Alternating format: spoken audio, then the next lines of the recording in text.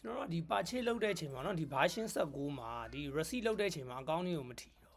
ထီတော့เนาะအရင်တော့ကျတော့ဘယ်လိုပုံစံလို့လဲဆိုတော့အရင်ဒီ18အောက်မှာကျတော့เนาะဒီ inventory receipt လုပ်တဲ့အချိန်မှာသူကဘ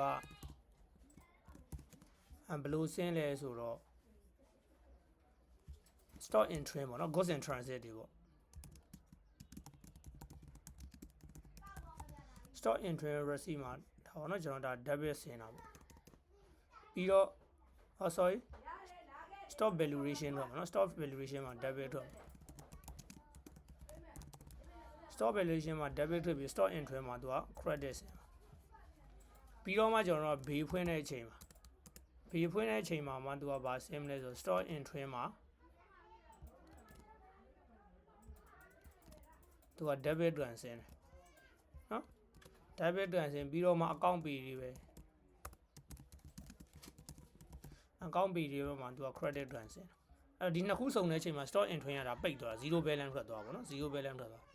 ဒီလိုပုံစံထွက်ခုလက်ရှိ19မှာကျတော့ဒီ receipt လုပ်တဲ့အချိန်မှာဘာမှမစင်တော့ဘူးเนาะဒီဘေးဖွင့်တဲ့အချိန်ကြမှာကျွန်တော်တို့တွေက stock valuation မှာ debit နဲ့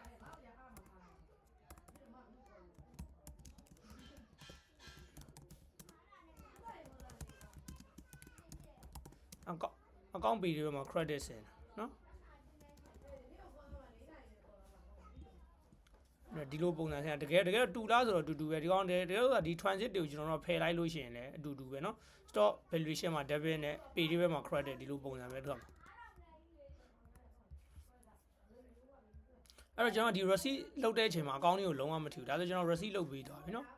အကောင့်လေးရဲ့ဒီမှာကြည့်လိုက် reporting နဲ့ balance ရှိမှာဘာမှမရှိဘူးဒါပေမဲ့ကျွန်တော်ဘေးဖွင့်မယ်เนาะဘေးဖွင့်မယ်ဆိုတော့ banner တွေကဘေး new ခေါ်လိုက်မယ် auto community ကောင်လမ်းခေါ်လိုက်ခေါ်ပြီးတော့မှကျွန်တော်ကထားပါတော့ဘေးဒိတ်ထည့်လိုက်မယ်ထည့်ပြီးတော့မှ confirm ဆိုတာနှိပ်လိုက်